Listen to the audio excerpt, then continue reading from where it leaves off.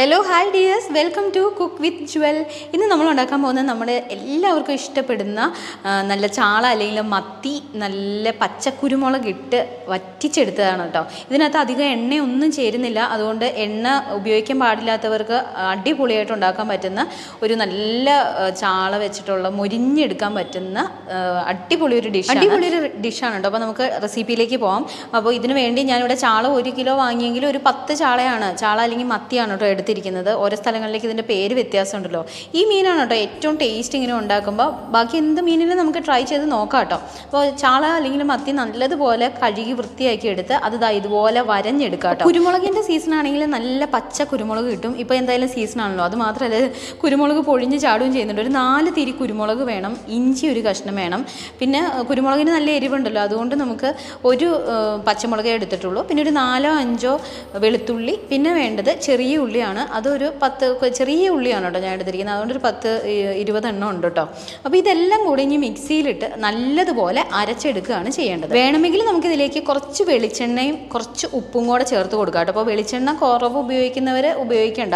ഞാനപ്പോൾ ഇതിലേക്ക് കുറച്ച് ഉപ്പ് മാത്രമേ ചേർത്ത് കൊടുത്തിട്ടുള്ളൂ. കുറച്ച് വെളിച്ചെണ്ണയും കൂടെ ഉണ്ടെങ്കിൽ നല്ലതുപോലെ നമുക്ക് പേസ്റ്റ് പോലെ അരിഞ്ഞു കിട്ടും. അപ്പോൾ ആവശ്യത്തിന് ഉപ്പും കൂടെ ചേർത്ത് നമുക്ക് നല്ലതുപോലെ ഇത് അരച്ചെടുക്കാം. ഇതെൻ്റെ മദർ ഇൻ ലോയുടെ റെസിപ്പിയാണ് കേട്ടോ. മദർ ഇൻ ലോയ്ക്ക് ഇങ്ങനെ കുറേ നാടൻ റെസിപ്പികൾ അറിയാം. ഓരോന്നോരോന്നായിട്ട് നമ്മൾ ഇവിടെ പങ്കുവയ്ക്കുന്നതായിരിക്കും. നല്ല പേസ്റ്റായിട്ട് അരഞ്ഞ് കിട്ടിയത് മീനിൽ കുറച്ച് സമയം ഒന്ന് തേച്ച് പിടിപ്പിക്കണം. തേച്ച് പിടിപ്പിച്ചാൽ മാത്രമാണ് അത് അതിനകത്തേക്ക് വലിഞ്ഞ് കിട്ടുകയുള്ളൂ. അപ്പോൾ ഇത് നല്ലതുപോലെ അരഞ്ഞിട്ടുണ്ട്. ഇതിനേക്കാൾ കുറച്ചും കൂടെ നന്നായിട്ട് അരയുകയാണെങ്കിൽ അത്രയും നല്ലത്. അപ്പോൾ ഇനി ഇത് മീനിലൊരു 10 മിനിറ്റ് നേരത്തോളം നമുക്ക് ഒന്ന് നല്ലതുപോലെ തേച്ച് പിടിപ്പിക്കണം. അതിൻ്റെ ഉള്ളിലേക്കും എല്ലാം നമുക്ക് വെച്ച് കൊടുക്കാം കേട്ടോ. എന്നാലാണ് നല്ലത്. പിന്നെ ആവശ്യത്തിന് കുറച്ച് മഞ്ഞൾപ്പൊടിയും കൂടെ, ഞാനിവിടെ ഒരു 1/2 ടീസ്പൂൺ മഞ്ഞൾപ്പൊടിയും കുറച്ച് എണ്ണ കൂടി ചേർക്കുന്നുണ്ട് കേട്ടോ. അപ്പോൾ എണ്ണ ആദ്യം ചേർത്ത് അരച്ചവർക്ക് പിന്നെ വേണ്ട കേട്ടോ. അപ്പോൾ ഇത് എണ്ണ ഇതിനകത്ത് ചേർത്തില്ല എന്ന് വിചാരിച്ചും കുഴപ്പമില്ല. ഞാനിവിടെ കുറച്ച് ചേർക്കുന്നുണ്ടെന്ന് മാത്രം. അപ്പോൾ എണ്ണ ഉപയോഗിക്കാൻ പറ്റില്ലാത്തവരാണെങ്കിൽ ഒട്ടും എണ്ണ ചേർക്കണ്ട. ഇനി ഇതെല്ലാം കൂടെ നല്ലതുപോലെ നമുക്ക് അതിനകത്ത് തേച്ച് കൊടുക്കാം. ഒരു 10 അല്ലെങ്കിൽ 15 മിനിറ്റോ എന്നിട്ട് മൂടി വയ്ക്കാം. ഞാനൊരു 10 മിനിറ്റ് നേരത്തേക്ക് ഇത് മൂടി വെച്ചു. അപ്പോൾ ഇതിനകത്തേക്ക് എല്ലാം പിടിച്ചു തുടങ്ങിയിട്ടുണ്ട്. അപ്പോൾ ഇതിൽ ഒരു 10-15 മിനിറ്റ് നമുക്ക് വേണമെങ്കിൽ വെക്കാം കേട്ടോ. അപ്പോഴാണ് അതിൻ്റെ ഉള്ളിലേക്ക് ആ ഒരു ടേസ്റ്റ് എല്ലാം പിടിച്ചു വരത്തുള്ളൂ. ഇനി നമുക്കൊരു പാൻ വെച്ച് അതിലേക്ക് തേങ്ങാപ്പാലാണ് ഒഴിച്ചു കൊടുക്കേണ്ടത്. ഞാനിപ്പോൾ അരമുറി തേങ്ങ എടുത്തില്ല കേട്ടോ, കുറച്ച് തേങ്ങാപ്പാൽ മതി നമുക്ക്.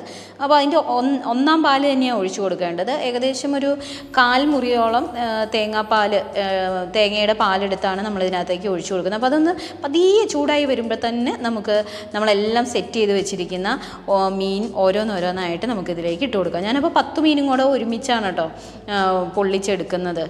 നല്ല ടേസ്റ്റാണ് ഇതിൻ്റെ ഗ്രേവി. കാരണം ഈ ഒരു തേങ്ങാപ്പാലിലാണല്ലോ അത് കുറുകി വരുന്നത്. അപ്പോൾ ഒന്ന് ലോ ഫ്ലെയിമിൽ ഇട്ട് കൊടുത്തിട്ട് നമുക്കിത് മൂടി വെച്ച് വേവിച്ചെടുക്കാം. ഹൈ ഫ്ലെയിമിൽ വെച്ച് വേവിക്കുന്നത് ഒഴിവാക്കണം കേട്ടോ, അല്ലെങ്കിൽ പെട്ടെന്ന് തന്നെ അത് പിരിഞ്ഞു പോകാൻ ചാൻസ് ഉണ്ട്. അപ്പോൾ ലോ ഫ്ലെയിമിൽ വെച്ച് ഒന്ന് വെന്തതിന് ശേഷം നമുക്കിത് മറിച്ചും തിരിച്ചു ഇട്ട് കൊടുത്ത് അങ്ങനെ വേവിച്ച് ആ തേങ്ങാപ്പാലെല്ലാം വറ്റി വരുന്നതാണ് ഇതിൻ്റെ ഒരു പാകം എന്ന് പറയുന്നത്. നല്ലതുപോലെ വറ്റി വരണം. ഇപ്പോൾ 2-3 മിനിറ്റിന് ശേഷം ഒരു വശം പാകമായിട്ടുണ്ട്. അപ്പോൾ കുറച്ച് ഉപ്പ് കുറവുള്ളതുകൊണ്ട് ഞാൻ കുറച്ച് ഉപ്പും കൂടെ ചേർത്ത് കൊടുത്തിട്ടുണ്ട്. പിന്നെ ടേസ്റ്റിന് വേണ്ടവർക്ക് വേണമെങ്കിൽ എന്തെങ്കിലും മസാലയൊക്കെ ചേർക്കാൻ ഇഷ്ടമുള്ളവർക്ക് അങ്ങനെ ചേർത്ത് കൊടുക്കാം കേട്ടോ. ഞാൻ ഇതിനകത്ത് വേറെ പ്രത്യേകിച്ച് ഒന്നും ചേർത്തിട്ടില്ല. നല്ല ഗ്രീൻ കളറിലുള്ള നമ്മുടെ മീൻ റെഡി ആയി കഴിഞ്ഞു. അപ്പോൾ ഇത് കുറച്ചും കൂടെ ഒന്ന് അതിൻ്റെ ചാറെല്ലാം വറ്റി വരുന്നതാണ് ഇതിൻ്റെ കണക്ക്. ഇപ്പോൾ കറക്റ്റായിട്ട് വറ്റി വന്നിട്ടുണ്ട്. അപ്പോൾ നമ്മുടെ മീൻ പൊള്ളിച്ചത് റെഡി ആയി കഴിഞ്ഞിട്ടുണ്ട്. എല്ലാവരും ട്രൈ ചെയ്ത് നിങ്ങളുടെ അഭിപ്രായം പറയാൻ മറക്കണ്ട. പിന്നെ നമ്മുടെ ചാനൽ ആദ്യമായിട്ട് കാണുകയാണെങ്കിൽ ഒന്ന് സബ്സ്ക്രൈബ് ചെയ്യണേ. ലൈക്ക് ചെയ്യാനും കമൻറ്റ് ചെയ്യാനും മറക്കണ്ട. ടാറ്റാ, ബൈ.